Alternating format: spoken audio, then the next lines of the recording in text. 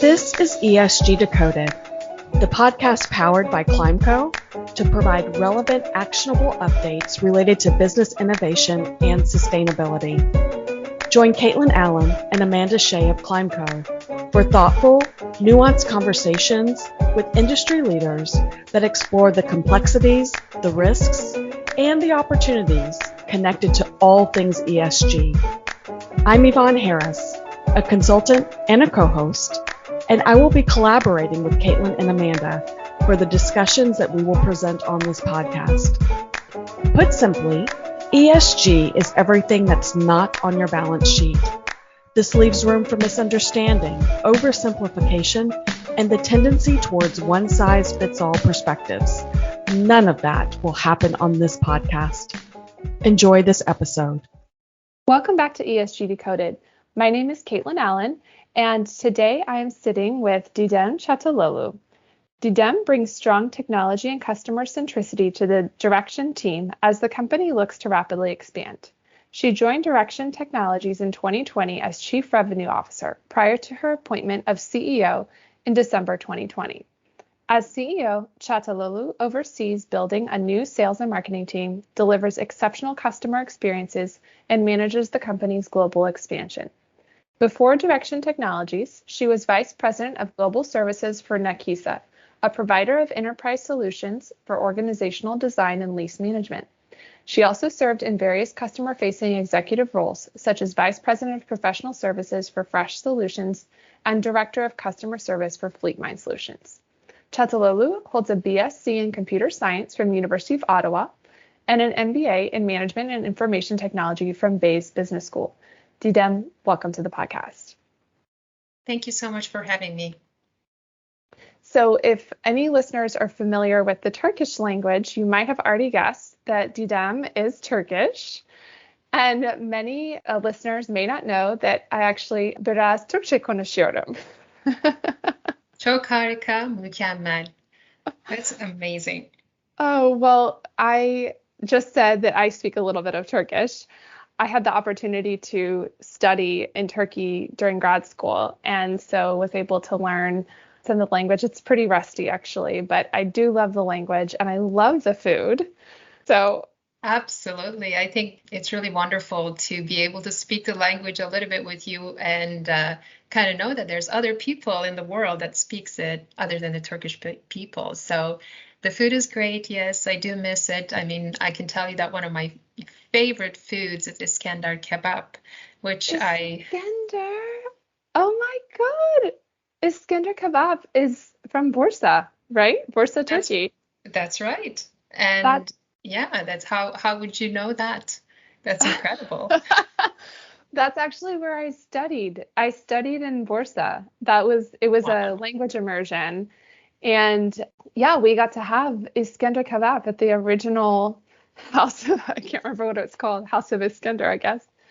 No, it's incredible because I remember growing up in Turkey, whenever we traveled, we would sometimes drive through the country. And if we were ever going near Bursa, my parents would always make sure that we stopped by and took some lunch break there. And it was one of the best in the country, I would say. So it's incredible. Not only do you speak Turkish, but you also know one of my favorite restaurants in Turkey. That's awesome. Oh my God, what a small world. Yes. So crazy. Oh, I love it. I love it. Well, I guess we should talk about ESG at some point. Yes, absolutely. Let's just start by having you explain a little bit about DIREXYON Technologies, what you guys do, and we'll just begin there. Sounds great. So DIREXYON is a cloud-based software solution. Our clients are predominantly asset-intensive organizations such as utilities, transport, cities, infrastructure, and telecoms. We have a global footprint, specifically focused on North America and Europe.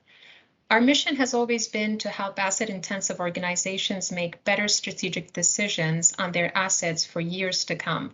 We empower decision makers and stakeholders with our solution that helps identify the most profitable intervention options to achieve sustainable asset lifecycle management.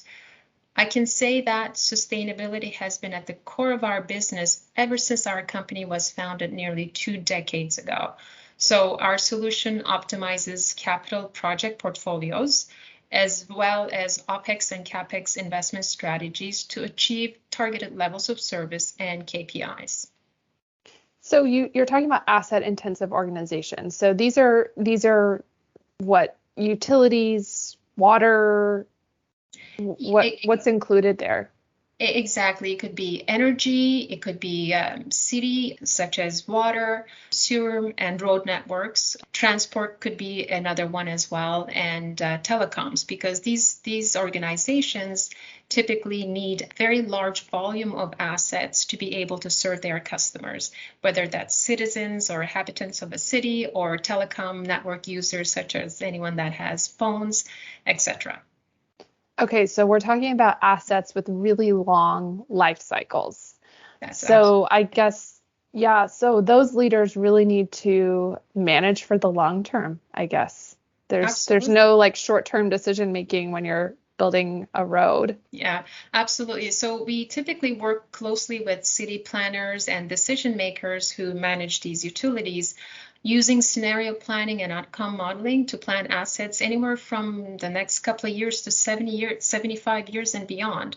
So it's absolutely the case. So these stakeholders really understand well the importance of making decisions with long-term in mind. Oftentimes, if you look at decisions that are focused on the near term, you might be overlooking what's beyond that short term, and you might actually be hitting a capital wall. Yeah, that makes a lot of sense. And I think, when we're talking about decarbonization, digitalization, all of these kind of big themes that are happening in the business world, but also across capital markets, it makes sense as to why a company or an organization that needs to make a 70-year investment really needs the tools to see all of those changing factors and the different scenarios that they might be facing. Absolutely. If we look at our story as an organization, if I can tell you a little bit about our founding story, I mean, it's exactly that. I mean, our company was founded by our founder, Pierre Vigneault, over 2 decades ago. And even from the start, the company was focusing on helping organizations make sustainable decisions over the long term. So at the time, we began working with a city infrastructure decision support solution for their asset investment planning in response to their requests, because they recognized that if they made decisions for the short term, the longer term investment on those assets would be not sustainable. So that's how we became who we are today. So we're very, very fortunate that way, because we started the sustainability focused investment much earlier than a lot of other people in the industry. And we also were founded from a financially strategic way of thinking. So that really helped us come up with an approach that's very unique in the market as well, because our solution is based on advanced financial modeling that looks at all the possibilities of the future using real options, which is commonly used in finance, and essentially looking at the net present value of all the decisions and their future financial consequences at the present value. So allowing you to pick the financially and physically best decisions for your assets. We are actually the only organization that offers this approach in the market right now. So, for example, when regulations change or companies pivot priorities to ESG, these factors are also taken into consideration when connecting and prioritizing your investments in these assets. So this is how we became to be who we are today. So tell me if this makes sense what I'm about to say. It sounds like what you're asking for your customers are asking is, here's 100 decisions we have to make. What's the net present value of each of those decisions? Is that one way to think of it? Yes, it's a very good way of looking at it. So as a decision maker, they typically have set of critical scenarios that they know they need to consider. So they come to our solution, they use our solution to evaluate all of these different options and compare them to one another to see which one is a better outcome for them. And we also, what we do is our solution basically simplifies all of the possible permutations of these decisions, consequences in the future, and then calculates the net present value and gives them an accurate representation of the impact of that decision or that scenario. Wow. And that's really, really interesting, right? Because the Task Force on Climate-Related Financial Disclosure recommendations are actually asking for scenario analysis. And, frankly, with the application to climate is relatively new since TCFD was essentially, the recommendations came out in 2017. So I think a lot of folks are still trying to figure out how to do scenario analysis with climate in mind. And a lot of it's still very qualitative, which is okay. Also, it's kind of overall, you get a good picture of where your major risks lie, and you can definitely get to actionable information based on that.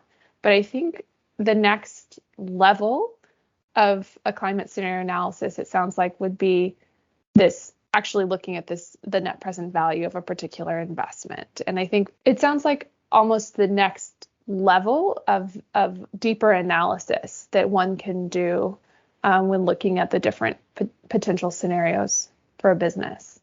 Absolutely. And if also we have to remember that maybe years ago, and still today, a lot of people look at their planning and scenario analysis. They typically rely on tools like Excel, which is, if you think about it, very, one-dimensional, right? All of the lines of entries are their scenarios. They look at certain characteristics and they do their analysis. And it is very limiting. But our solution gives them that sophisticated approach in financial analysis and kind of keeps that complexity away from them. All they have to do is just enter and look at their scenarios. We do all the calculations and give them the net present value, and they can really make informed decisions. And the other thing it allows them to do is give them full transparency. So any decision or calculation that's made on our solution is completely traceable. So when it comes to governance and transparency, it's very, very powerful. It allows the decision makers to have the confidence to explain why they made those recommendations or why they made those investments. And that's so important. I mean, obviously, governance is so important for corporate actors, but particularly if some of your clients are cities or local government or any level of government, there's an additional level of having to answer to the public there. So I can see the value in that for sure. I wanted to talk, I've heard you speak and write about the 3Ds, so decarbonization, digitalization, and decentralization. And I think the 3Ds are obviously really interesting macro trends that are affecting a lot of things. But in this particular case, we're talking about financial decisions. So the types of decisions CFOs are needing to make and leadership is needing to make.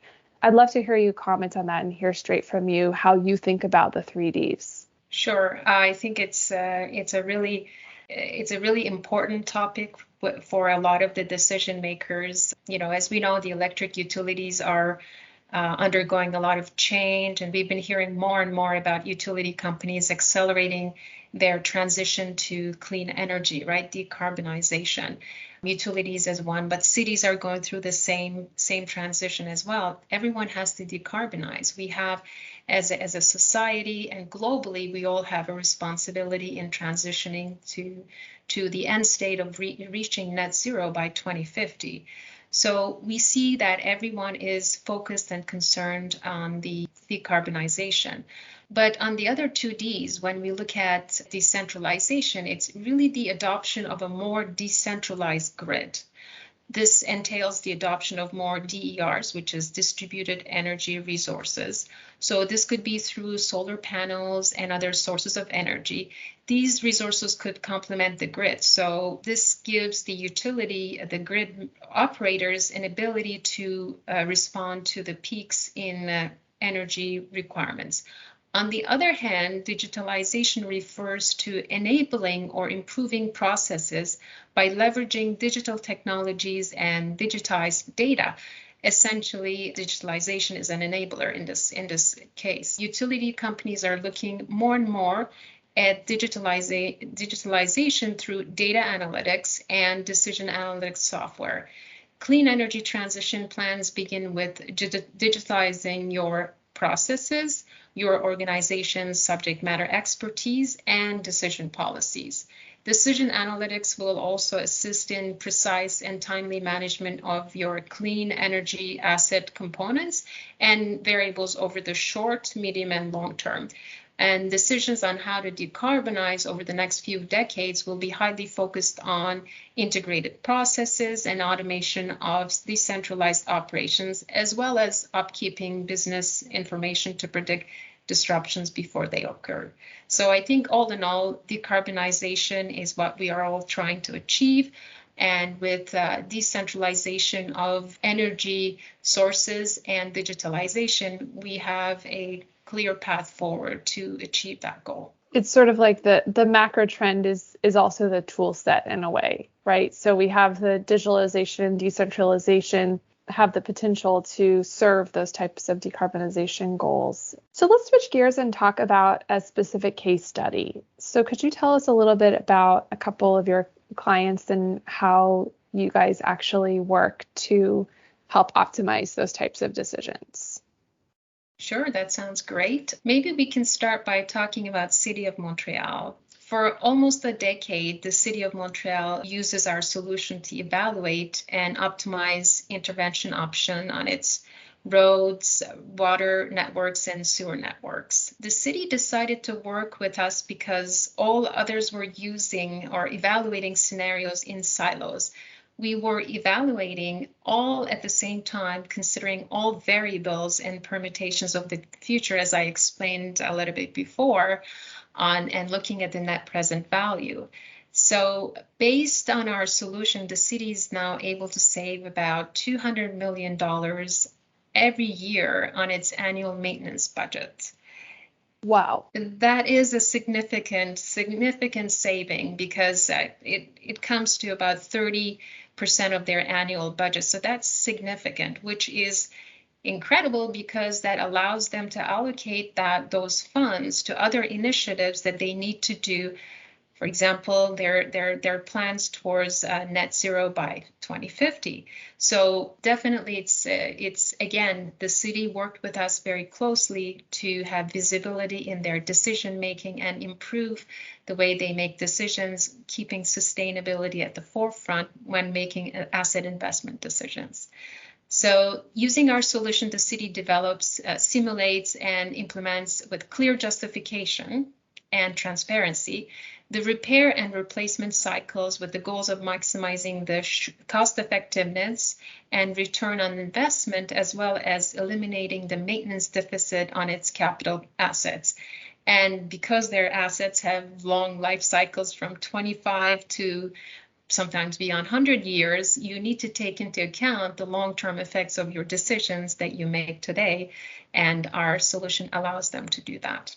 So as I mentioned before, with that approach, they're able to save 30% in their annual maintenance budget, dramatically reduce total life cycle cost, and achieve sustainability, and quick and easy quantification of their budgetary adjustments, and development of a medium and long-term strategic vision to better manage workforce requirements. So it gives them a lot of strategic advantages and also ability to optimize the decision-making processes for the asset maintenance and sustainability through selection of the most cost-effective interventions, synchronization strategies. So all in all, they're a great customer and great advocate of our solution. I think it's really interesting that, a lot of people don't think about the roads and the water and the kind of the basic things that make our modern civilization what it is. And so much of the sustainability, I guess, value from what you guys do is in a way about optimizing efficiency, right? And so much, and I think there's starting to be a little bit more of an awareness of this, but the biggest lever we have to get to net zero, to mitigate the risks of climate change is reducing consumption. And it's just more energy efficiency, using assets more efficiently, reducing overall consumption. And it's really interesting because the way what I hear you describe of your work with the city and what the city of Montreal was able to do, the sustainability piece comes from truly long-term assets. So how can we operate this asset sustainably into the next generation, right? And yeah, so to me that's very much, I mean, some people throw sustainability around and they don't know what they're talking about, but like this really is allowing an asset to be truly still there. And that's what it's all about, right? Have it still be there for the next generation, being operated in a way that optimizes the use of resources, particularly natural resources. So it's, not as sexy as some of the other cool things out there to talk about. A lot of people don't think infrastructure is very sexy, but really that's the perfect use case for what is a sustainable asset over time. What does a sustainable investment in an asset look like over time? And what are the things that we have to do at the beginning? Take those decisions that have an appealing net present value. And I love that you guys have created this way to actually see and quantify what that is. Absolutely. And I think, as you said it, it may not be as appealing, if you will, right? Looking at the long term. But when you see the results, it's phenomenal. And I truly appreciate when I work with leaders in the industry and decision makers who really have that long-term thinking in mind and true champions of sustainability, if you will, right? And please let me share this also. I mean, we do appreciate people who also focus on the near term. They're still trying to make better decisions, and I think that's great. But there's so much more we can do as the leaders and stakeholders, because we all owe it to the next generation to do our part. So it should not just be limited to the next year, but it should go beyond that. Like you said really well.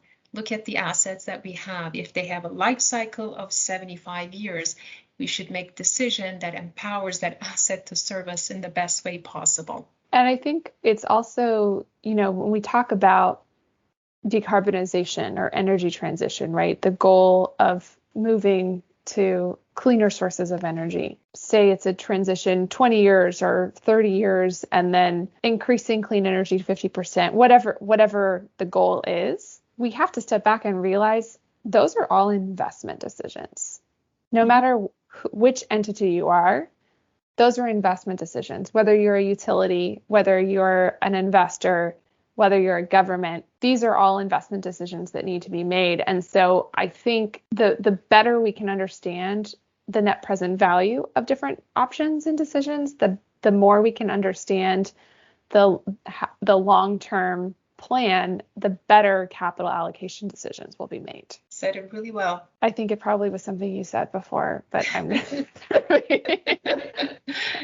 but yeah, to me, these are all the little pieces that people just in general, I think, don't understand, that the world, the economy, the grid, it's such a huge, incredibly complex machine.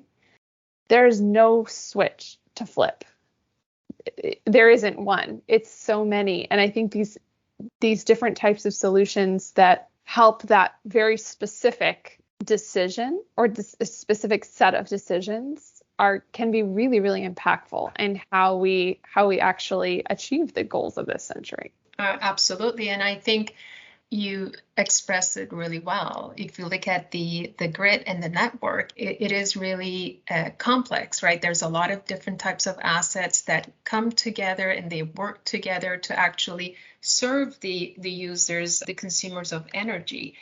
And oftentimes the portfolio of assets are, enormous, and we have millions of assets when we're working with an energy utility, and we have to always consider what are some of the implications of these different types of assets that they have, their interdependencies, and how one asset's sustainability in the future will impact the reliability and health of the network. So it's very, very complicated, and it needs to be taken with that perspective in mind when we're making decisions on how we invest in those grid and the network for it to be sustainable for the long term. So it's not a very simple question to answer, but definitely I think I'm confident that we're getting better as years go along. We are thinking together. I mean, that's one of the reasons why we work closely with our clients, because by understanding their challenges, we're able to give them a solution that empowers them. And we really try to look at sustainability from different perspectives and kind of put a solution that addresses the concerns of the decision makers. No, that's really, really cool, Didem. I've been so glad to have you on. I think, on ESG Decoded, we're all about going beyond the headlines and getting really deep into topics. And I am sure some of us are going to be Googling a lot of things after this conversation. And so we really appreciate having you on to explain some of the concepts behind long-term asset investment planning, I guess is what we could call it. There's not a short way to say what you guys do, I think. But before we go, I just wanted to offer you the floor if there's anything you'd like to add about whether it's the 3Ds or net present value or what you're working on next. Absolutely. I think one of the things I'd love to share with everyone is that we really appreciate our work with our clients and how we can co-innovate together. And recently we became a patron of the Institute of Asset Management, which allows us to share all of these things that we do with our existing clients and offer it to the rest of the community. Also, we've been recently achieved both ISO 9001 and SOC 2 Type 2 certifications. So we're very proud of that because quality is very important to us, especially in the industries that we serve. So all in all, I think it's great to have that. Yeah. Yeah, those are really well-respected standards, and I think it's definitely an achievement. So congratulations on that. Thank you so much. Well, thank you, as always, to our listeners for tuning in. And you'll find the information about DIREXYON Technologies and the Institute for Asset Management in the resource boost for this episode. Connect with us online, and we love getting your messages. We've been getting a lot of really great fan mail lately, so please keep sending it in and give us ideas for episodes, or if you know someone that you think would be a great guest, please feel free to reach out. Thank you so much, Didem. Thank you for having me. Thank you for listening to ESG Decoded. Subscribe to this podcast wherever you consume yours, and follow ESG Decoded and ClimeCo across social media platforms. Until our next episode, take what you learned today to drive long-term value for your organization by doing good for people and the planet.